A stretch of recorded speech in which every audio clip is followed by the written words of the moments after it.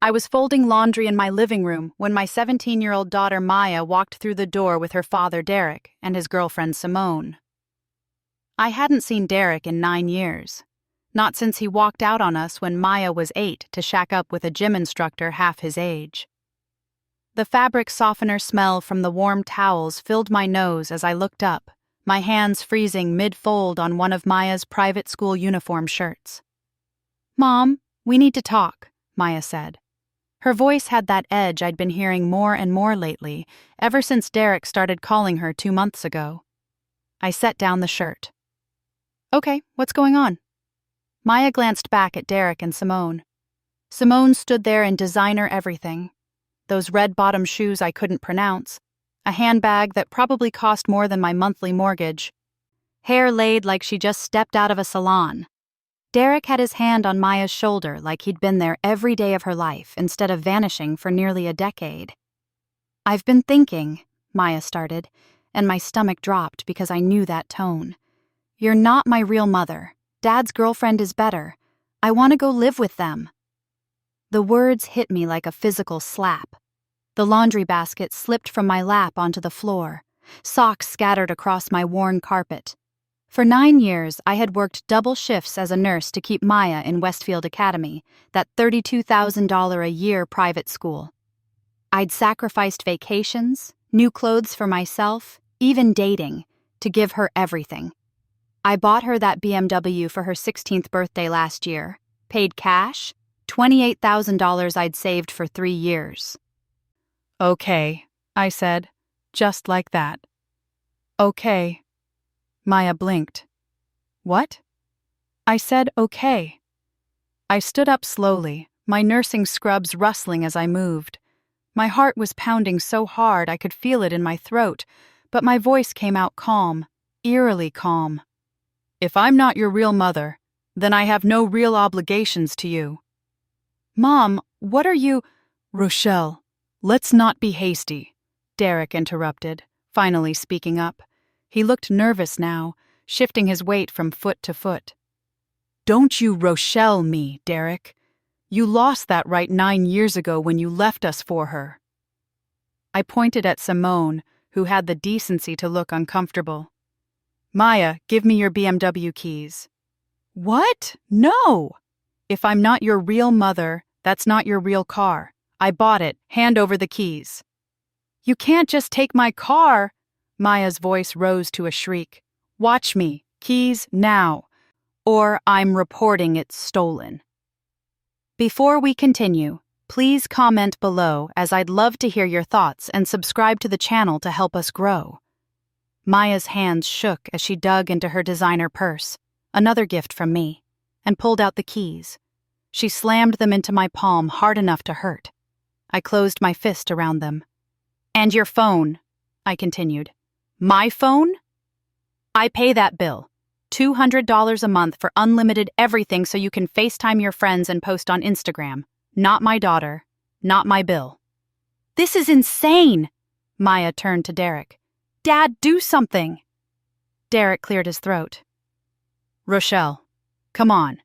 Let's talk about this like adults." "Adults," I repeated, and I actually laughed. It came out bitter. "Adults like you who abandoned your 8-year-old daughter? Adults like you who didn't send a single child support check for 9 years? Didn't call on her birthday, didn't show up for her middle school graduation, didn't ask about her grades or her friends or her life?" I was going through a tough time. We were all going through a tough time, Derek. The difference is I didn't run away from it. I worked 16-hour shifts. I took extra weekend shifts. I missed sleep and meals and any kind of social life to make sure Maya had everything she needed, everything she wanted. And now she wants to tell me I'm not her real mother? My voice cracked on that last part. I felt tears threatening, but I pushed them back down. No, I wasn't going to cry in front of them. Simone finally spoke up. "Rochelle, I understand you're upset, but Maya's been telling us how unhappy she is here. She says you're always working, never home, never available for her." I turned my full attention to Simone for the first time. She was beautiful, I'd give her that. 34 years old, according to the background check my best friend Vivian had run for me when I first found out about her. Never married, no kids, drove a leased Maserati she could barely afford, worked as a lifestyle influencer, which seemed to mean taking pictures of herself in expensive clothes. "And what exactly can you provide for Maya that I can't?" I asked. "A stable home with 2 parents, emotional availability, a lifestyle she deserves." Simone smiled like she'd already won. "I've already promised to help Maya build her influencer brand. She has real potential." Influencer brand. I repeated the words slowly. "And who's going to pay for Westfield Academy?" "That's $32,000 a year. Due next month, actually." Simone's smile faltered just slightly. "Well, you thought I'd keep paying while you played stepmom and got credit for my daughter?" I shook my head. "No. If Maya wants to go live with you, she can go to whatever public school is in your district. I'll call Westfield tomorrow and withdraw her." "You wouldn't dare," Maya said, but her voice shook now. "Try me. You want to live with them? Fine. But you live with them completely. No private school on my dime, no car I paid for, no phone plan I cover, no college fund I've been building since you were born. Yeah, that's right. $43,000 saved up that was supposed to go to Howard University, like you've been dreaming about since you were 12. Maya's face went pale. "The college fund? If I'm not your real mother, it's not your real college fund." "This is financial abuse," Simone declared, pulling out her phone. "I'm recording this. You can't just cut off your child." "She's not my child," I said coldly. "She just told me that. You all heard her. She said I'm not her real mother. So legally, ethically, every which way, I have no obligation to provide anything beyond the legal minimum until she's 18, which is in 4 months. After that?" I shrugged. "Not my problem." I watched Derek's face cycle through emotions: shock, anger, fear, calculation. He was doing the math in his head. $32,000 for school, $28,000 for the car she'd have to return, $200 a month for the phone, car insurance at $300 a month for a teenage driver with a BMW, health insurance through my nursing job that I could now legally drop her from, food, clothes, spending money. "Rochelle," he said carefully, "let's not punish Maya for expressing her feelings." "Punish?" I picked up the laundry basket, started folding again like my heart wasn't shattering into a million pieces. "I'm not punishing anyone. I'm simply accepting the reality Maya has presented. If she's not my daughter, I'm not her mother. You want her? You can have her. All of her, including all the responsibilities that come with her." "We'll sue you," Simone threatened. "For what? I've paid every single expense for 9 years without any help from him." I jerked my chin toward Derek. "I have every receipt, every bank statement, every canceled check. What judge is going to side with a deadbeat dad and his influencer girlfriend who drives a car she can't afford?" "The Maserati is paid for," Simone snapped. "It's leased. I know because my friend Vivian ran a background check on you when Derek first started sniffing around my daughter again. You make $43,000 a year from sponsorships and appearance fees. Your rent is $2,800 a month. Your car payment is $1,200. You're barely making it, sweetheart. How exactly are you going to provide for a teenage girl with expensive taste?" Simone's perfectly made-up face flushed red. "That's an invasion of privacy." "That's protecting my daughter. Or I guess protecting someone else's daughter now." I looked at Maya. "You have until Sunday to get your stuff out of your room. Anything left behind, I'm donating." "This is my house too," Maya shouted. "No, it's my house. My name on the mortgage that I pay every month. You're a minor who lives here at my discretion. And I'm no longer feeling very discretionary." Maya burst into tears. Real tears this time, not the manipulative ones she'd been using lately to get her way. She looked at Derek, then at Simone, then back at me. "You're really going to throw me out? You're really going to tell me I'm not your mother after everything I've done for you?" I set down another folded shirt.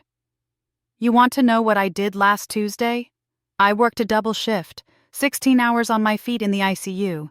Then I came home and spent 2 hours helping you with your college essay for Howard. The whole time you complained about how I was being too pushy about your future. That same night, I paid your car insurance, your phone bill, and ordered you those sneakers you wanted, the ones that cost $300. I walked to the coat closet and pulled out a box. The sneakers, still in their packaging. I handed them to Maya. Give these to your real mother. See if she'll buy them for you. Rochelle, Derek started. Get out of my house, I said quietly. All of you. Now. You're making a huge mistake, Simone said, grabbing Maya's arm. Come on, baby. Let's get you out of this toxic environment. They headed toward the door. Maya was crying so hard she could barely walk. Part of me wanted to call her back, to hug her, to say I didn't mean it. But the bigger part, the part that had been wounded too many times, stretched too thin, taken for granted too often, stayed silent. At the door, Derek turned back. You'll regret this. The only thing I regret is not doing it sooner. The door closed behind them. I stood in my living room, surrounded by half-folded laundry, and finally let myself cry. I cried for the little girl who used to make me Mother's Day cards from construction paper and macaroni. I cried for the years of sacrifice that apparently meant nothing. I cried for the daughter I'd lost to her father's empty promises and his girlfriend's fake lifestyle. Then I wiped my face, picked up my phone, and started making calls. First, Westfield Academy. Yes, this is Rochelle Patterson. I need to withdraw my daughter Maya Patterson from enrollment effective immediately. Second, my insurance company. I need to remove a dependent from my policy. Third, my lawyer. Vivian, I need you to draft some paperwork for me. By the time I finished, it was dark outside. My phone buzzed with texts from Maya. Please don't do this. I'm sorry. I didn't mean it. Mom, please. I turned off my phone. The next morning, Saturday, I woke up to pounding on my door. I opened it to find Derek, alone this time, looking like he hadn't slept. $32,000, he said without preamble. You expect me to come up with $32,000 for private school? I expect you to parent your daughter, however you see fit. I don't have that kind of money. Then I guess she's going to public school. Simone can teach her how to be an influencer there. Rochelle, please. Let's work something out. I'll pay you back. Like you paid back the 9 years of child support you owe? Derek, if I calculated what you should have contributed, we're talking about well over $100,000. You don't get to suddenly play daddy now and expect me to keep footing the bill. She's my daughter too. Then act like it. She's at your place now, right? Take care of her. Derek's phone rang. He answered it, and I watched his face go from worried to panicked. What? When? How much? He hung up and looked at me with wild eyes. Simone just got arrested. I blinked. What? The supplements she's been promoting on Instagram. The FTC says they're part of a pyramid scheme. She's being charged with fraud. Her accounts are frozen. Everything. I should have felt vindicated. Instead, I just felt tired. That's not my problem, Derek. Maya has nowhere to go. My apartment is a 1-bedroom. Figure it out. You wanted her. You got her. I started to close the door, but Derek's next words stopped me cold. She's pregnant, Rochelle. My hand froze on the doorknob. What did you just say? Maya's pregnant. Simone figured it out yesterday. That's why Maya wanted to leave. She was scared to tell you. The world tilted sideways. My baby girl. My 17-year-old baby girl. Pregnant. And she'd been too afraid to tell her own mother. I gripped the doorframe to steady myself, and that's when I saw her. Maya, sitting in Derek's car parked at my curb, her face pressed against the window. Our eyes met. In that moment, standing in my doorway with my ex-husband dropping bombs and my daughter's future hanging in the balance, I realized this wasn't just about hurt feelings anymore. This was about to get a whole lot more complicated. And I had absolutely no idea what I was going to do. I walked straight to Derek's car and yanked open the back door before he could stop me. Maya sat there with mascara running down her face, one hand pressed against her stomach like she was already protecting something. "How far along?" I asked. "Mom, How far along?" 3 months, she whispered. 3 months. I did the math in my head. She'd gotten pregnant right around the time Derek had come back into her life, right around the time she'd started going to study groups that ran late into the night. "Who's the father?" Maya's silence was answer enough. She didn't know, or she didn't want to say. "Get out of the car," I said. "Both of you, we're going inside." 10 minutes later, we sat in my living room like we were strangers. Derek perched on the edge of the couch, Maya curled into the armchair she used to sit in to do homework, and me standing because I couldn't make myself sit down. "Does Simone know?" I asked Derek. "She's the one who figured it out. Maya was sick yesterday morning and Simone recognized the signs. And now Simone's in jail for fraud. It's not jail, it's..." Derek ran his hands through his hair. "Look, they're processing her now. Her lawyer says she'll be out by Monday, but all her accounts are frozen. The government seized everything. Her car, her apartment security deposit, even her phone got confiscated as evidence." I looked at Maya. "So your real mother, who's better than me, is a con artist who sold fake diet pills to desperate women on Instagram?" "She didn't know they were fake," Maya said quietly. She knew. I'd seen those posts. Vivian had shown me. Before and after photos that were clearly photoshopped, testimonials from fake accounts, promises that violated every FTC guideline. She knew, and she didn't care because she was making money. My phone rang. I glanced at the screen. Westfield Academy. I'd left a message yesterday about withdrawing Maya. "This is Rochelle Patterson." "Mrs. Patterson, this is Principal Hargrove. I received your message about withdrawing Maya, but I'm calling about a more pressing matter. Maya's tuition payment for the spring semester was declined." My stomach dropped. "That's impossible. I paid that 3 months ago." "The payment was reversed last week. We've been trying to reach you. Maya owes $32,000, and if it's not paid by Monday morning, she'll be withdrawn regardless and reported to the collections agency we use." "Reversed? By who?" "According to our records, the reversal was initiated by Derek Patterson. He's listed as an emergency contact and claimed there was a billing error." I looked at Derek. He had the decency to look away. "I'll call you back," I told Principal Hargrove and hung up. "You reversed my payment?" My voice came out deadly quiet. "Simone said we could use that money to what? Fund her lifestyle? Pay for her fake supplements?" I stepped closer to him. "Do you have any idea what you've done? That payment came from my nursing salary. I worked overtime for 3 months to save it, and you just took it back?" "I was going to pay the school directly," Derek stammered. "It was supposed to be a surprise." Simone had this investment opportunity. "Let me guess. The supplements."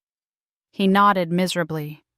"So not only did you steal from your daughter's education, you gave the money to a pyramid scheme." I pulled out my phone and started typing. "I'm calling Principal Hargrove back.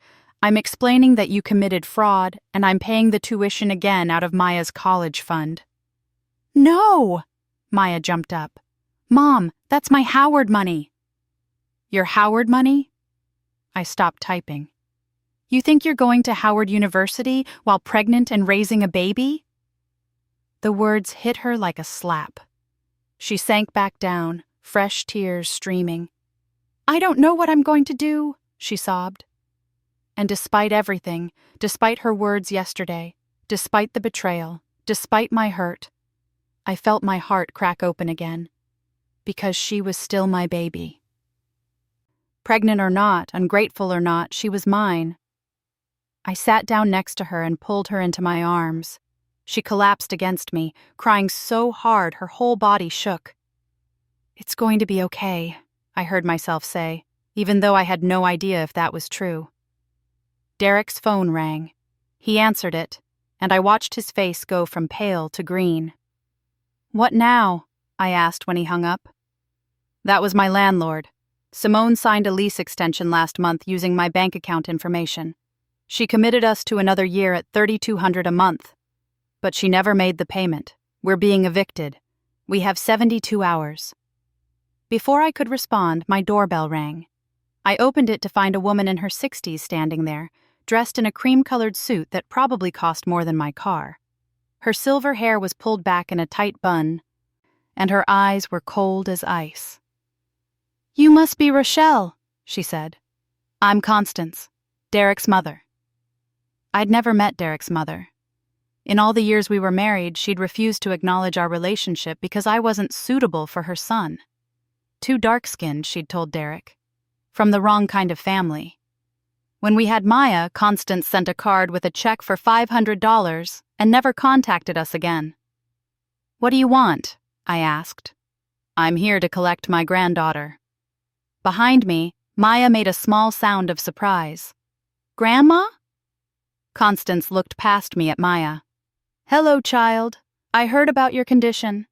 I'm here to help." "Help how?"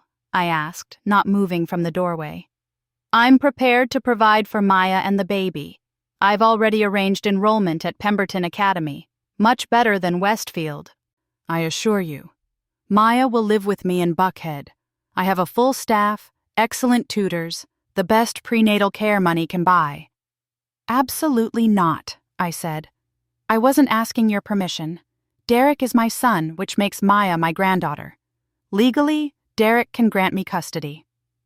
"Derek can't grant you anything. I have full custody." Constance smiled. It didn't reach her eyes.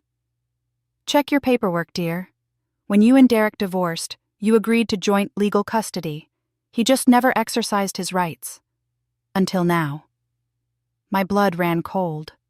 She was right. In the divorce agreement, desperate to just be done with Derek, I'd agreed to joint legal custody even though he'd disappeared. I had primary physical custody, but he could make legal decisions. "Derek," I said, not taking my eyes off Constance. "You're not seriously considering this." "She's offering to pay for everything," Derek said quietly. "Private school, medical care, a place to live. What can I offer her? I'm about to be homeless." "What can you offer her? How about love? How about being present?" I turned to face him. "Your mother abandoned you both for 9 years. Now she suddenly cares?"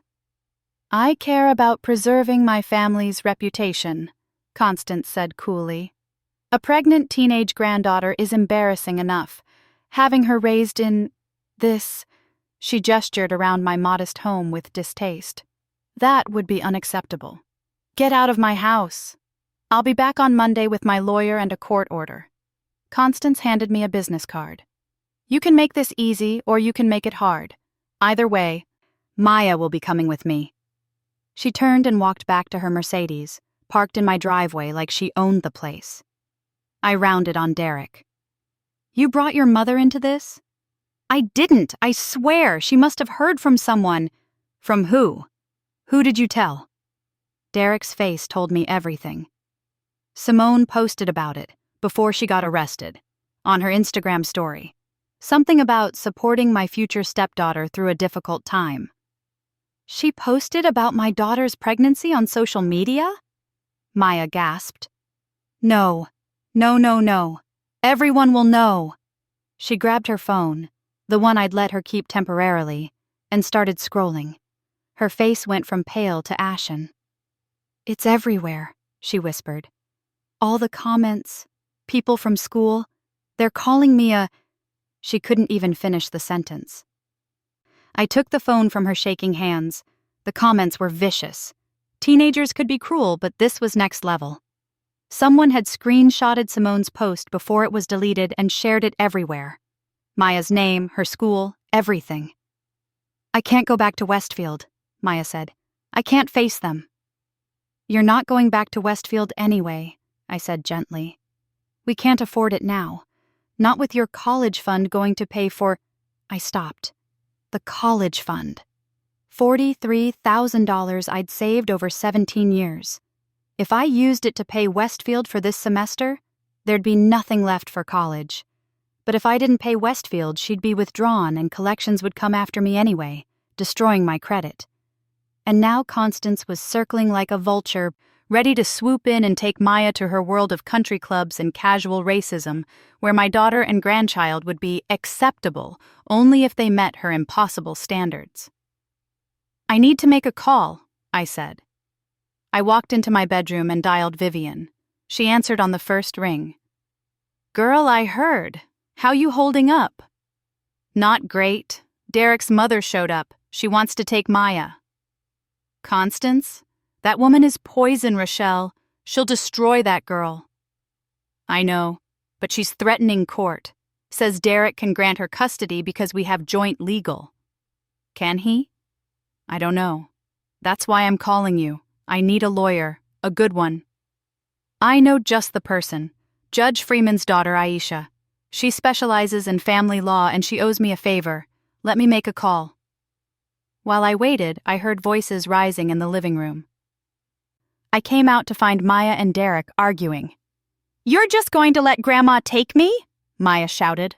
"What choice do I have? I can't take care of you." "So you're going to ship me off to someone who didn't even acknowledge I existed until now?" "She's family, Maya. Mom is family. Mom is the one who raised me." I stopped in the doorway, shocked. Maya turned to look at me, tears streaming down her face. "I'm sorry," she said. "I'm so sorry for what I said. You are my real mother. You're the only mother I've ever had. Please don't let her take me." Before I could respond, my phone rang. Unknown number. "This is Rochelle Patterson." "Mrs. Patterson, this is Detective Morrison with the Atlanta Police Department. I'm calling about an incident involving your daughter Maya Patterson and a male student from Westfield Academy. We need you to come down to the station." My knees almost gave out. "What kind of incident?" "I'd rather discuss this in person. Can you come now?" I looked at Maya, who'd gone completely white. "We'll be there in 20 minutes." I hung up and looked at my daughter. "Maya, what did you do?" She shook her head frantically. "Nothing, I swear." But the way she couldn't meet my eyes told me she was lying. And suddenly, I realized that the pregnancy, Simone's arrest, Constance's custody threat, all of it was just the beginning. Whatever was waiting for us at that police station was about to make everything else look like a warm-up act. "Get in the car," I said. "Both of you, now."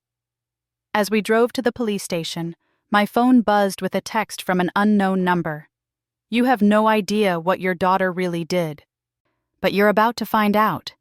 And when you do, you'll understand why I'm the only one who can save her now. Constance."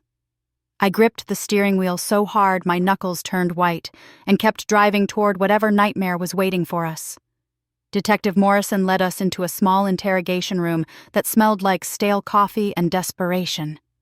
Maya sat between Derek and me, her hands twisted in her lap. The detective was a black woman in her 50s, with kind eyes that had seen too much. "Maya," she began gently, "we received a report that you've been blackmailing a student from Westfield Academy, a young man named Julian Cartwright." My head snapped toward my daughter. "You've been what?" "It's not like that," Maya said quickly. "He's the father. He said he'd pay for everything if I kept quiet about it. His family is really rich and you demanded $50,000, Detective Morrison said, sliding a printed screenshot across the table. Text messages. Maya threatening to expose Julian to his parents, to his girlfriend, to his college recruiters, unless he paid up. "Oh my God," I breathed. Julian's parents are pressing charges. Extortion. Because Maya is 17, she'd be tried as a juvenile, but it would still go on her record. "She's pregnant," I said desperately. "She's scared. She wasn't thinking clearly." "Mrs. Patterson, I understand. That's why I called you here instead of arresting Maya outright. The Cartwrights are willing to drop the charges under certain conditions. What conditions? Detective Morrison pulled out another document. They want Maya to sign an NDA agreeing never to publicly name Julian as the father. They'll pay for all medical expenses related to the pregnancy and delivery, plus $20,000 in a trust for the baby. But Maya gives up any claim to child support, and Julian's name stays off the birth certificate. They want to buy my grandchild's father out of their life, I said. They want to protect their son's future. He's been accepted to Yale. I looked at Maya. Is Julian the father? She nodded, fresh tears spilling. We were together for 4 months. He said he loved me. Then when I told him I was pregnant, he said it couldn't be his, that I must have been with other guys. But he's lying. There was no one else. My heart broke all over again. My baby girl, manipulated by some rich boy who saw her as disposable. Don't sign anything, I said to Detective Morrison. We need a lawyer. Mrs. Patterson, the Cartwrights have already filed the criminal complaint. If Maya doesn't sign, she'll be arrested within 48 hours. Then we have 48 hours. I stood up, pulled Maya to her feet, and walked out of that police station with my head high even though everything inside me was screaming. By the time we got home, it was dark. Derek had disappeared somewhere, probably to whatever couch he could find to sleep on. Maya went straight to her room. I sat in my living room and finally let myself fall apart. I cried for my daughter who'd made terrible choices. I cried for the grandchild who was coming into this mess. I cried for myself, for 17 years of sacrifice that had somehow led to this moment. Then I called Vivian. I need that lawyer now. Aisha's already on her way to your house. I filled her in on everything. 20 minutes later, Aisha Freeman sat at my kitchen table, reviewing every document I had. She was 38, sharp as a knife, with natural hair styled in elegant locks, and a presence that commanded respect. Constance doesn't have a case for custody, Aisha said. Joint legal custody doesn't mean Derek can just hand Maya over to his mother. Maya is 17, and in Georgia, her preference matters. Plus, you have 17 years of documented sole care while Derek contributed nothing. What about the extortion charge? That's trickier. But Julian Cartwright is 18, which makes him an adult who got a minor pregnant.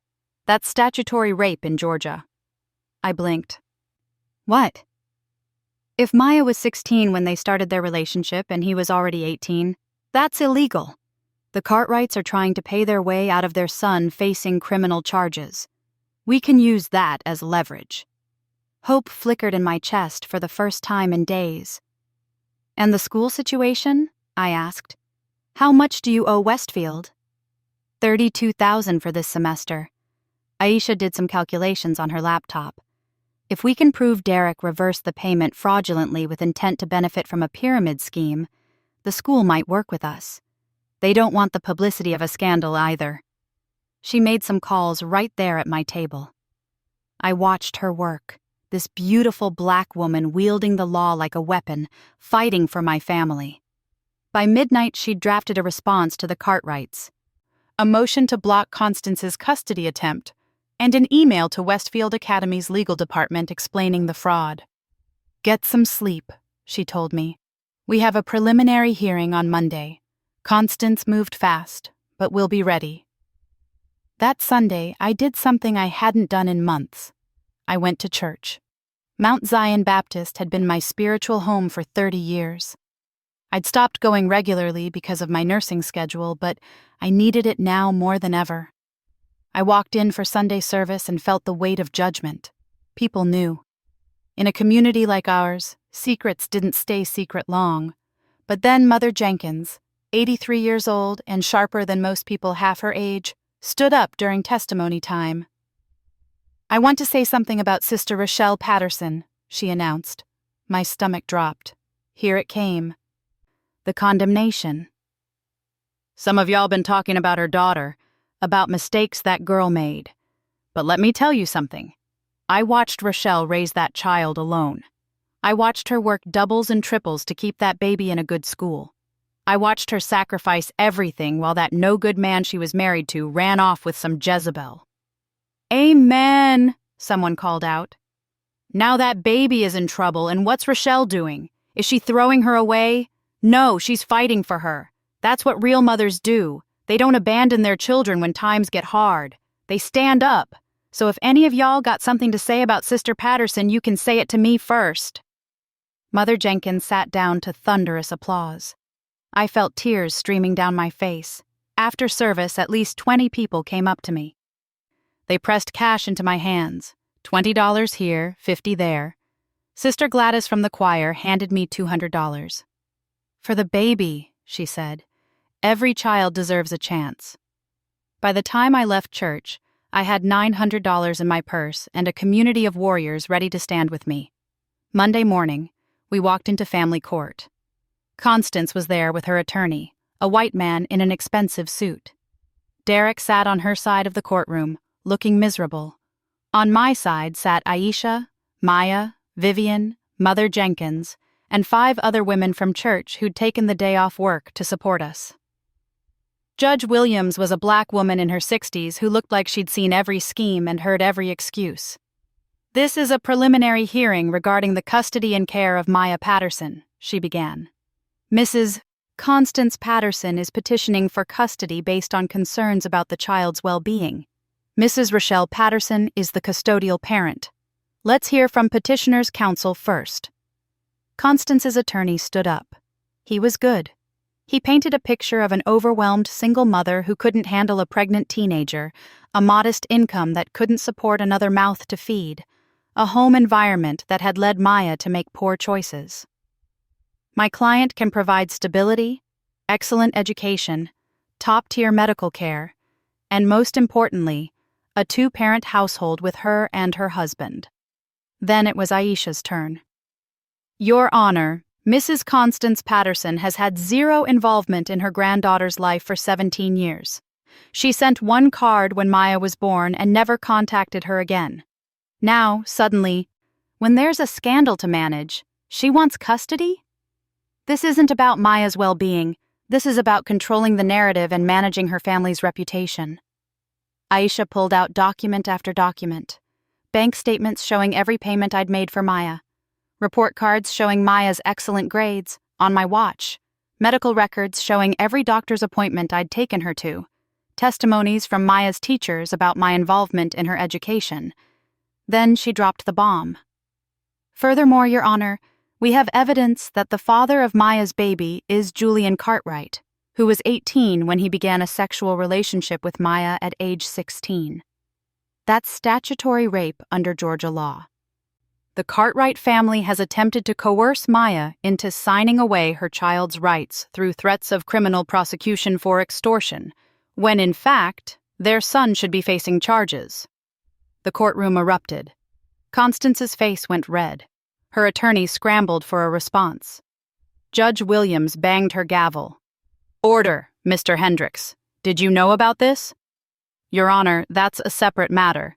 It's absolutely relevant to this matter. If the child's pregnancy resulted from a crime, that affects everything." Judge Williams looked at me. "Mrs. Patterson, do you wish to press charges against Julian Cartwright?" I looked at Maya. She was crying, but she nodded. "Yes, Your Honor." "Then I'm referring this case to the district attorney's office. As for custody..." Judge Williams looked at Constance with something like disgust. "Mrs. Constance Patterson, your petition is denied.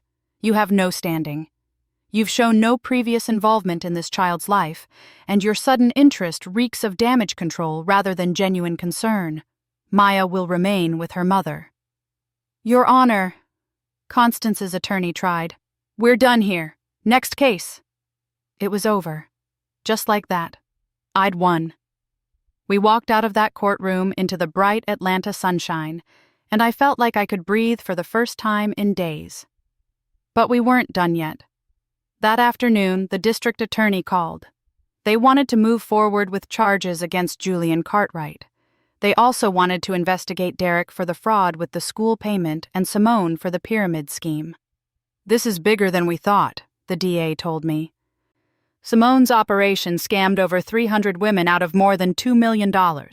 Your ex-husband was complicit. He helped her move money and recruit victims. Derek. My useless, absent ex-husband wasn't just a deadbeat. He was a criminal. He was arrested that evening. Simone, already in custody, made a deal to testify against him in exchange for a reduced sentence. The Cartwrights, facing criminal charges and public scandal, settled. They paid for all of Maya's prenatal care, established a trust fund with $50,000 for the baby, agreed to Julian's name on the birth certificate, and committed to child support payments. Julian took a plea deal, probation, community service, and mandatory counseling, with the charges sealed because Maya didn't want to destroy his entire future. Westfield Academy. Facing their own scandal about how one of their star students had impregnated a minor, quietly offered Maya a full scholarship for her senior year, with an accommodation plan for her pregnancy. But Maya surprised me. "I don't want to go back there, Mom," she said. "Everyone knows everything. I want to start fresh." She enrolled in the public school near our house. No BMW, no designer clothes, just my daughter trying to put her life back together. She got a part-time job at the library. She apologized to me every single day. "I should have trusted you," she said one night as we folded baby clothes together. "You tried to warn me about Dad, about Simone. I didn't listen." "You're 17, I said gently. "You're supposed to make mistakes. You're not supposed to have to parent yourself while I work doubles. You did what you had to do. And so are you now." 6 months later, Maya gave birth to a beautiful baby girl she named Zara. I was there in the delivery room holding her hand while she brought my granddaughter into this world. Constance tried to visit once. Maya refused to see her.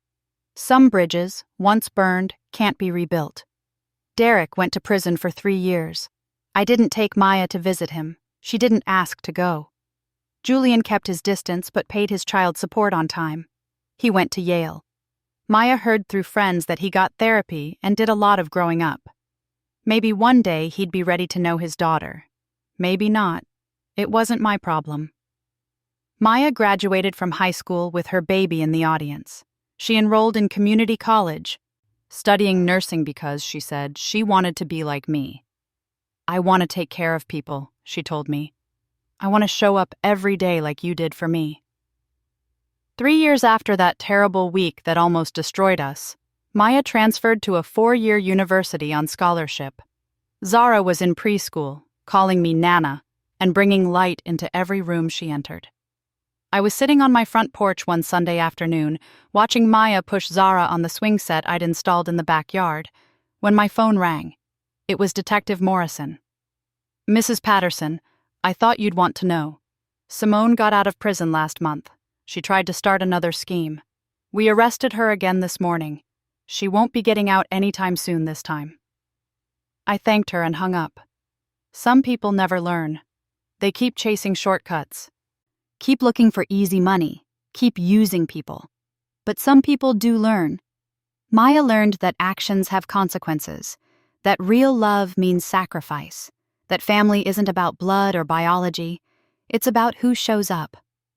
And me? I learned that sometimes the strongest thing you can do is let go. Let people face their choices. Let them feel the weight of their words. Let them discover who really loves them when the money runs out and the promises turn to dust. I watched my daughter and granddaughter playing in the sunshine, and I felt peace. Real peace. The kind that comes from standing firm, fighting hard, and never giving up on the people who truly matter. Maya looked back at me and smiled. The same smile she'd had as a little girl making me macaroni Mother's Day cards. "Love you, Mom," she called. "Love you too, baby." And I meant it. Through everything, the betrayal, the pain, the chaos, I had never stopped loving her. Because that's what real mothers do. They show up, they stand firm, and they never, ever give up. Thanks for listening. Don't forget to subscribe and feel free to share your story in the comments. Your voice matters.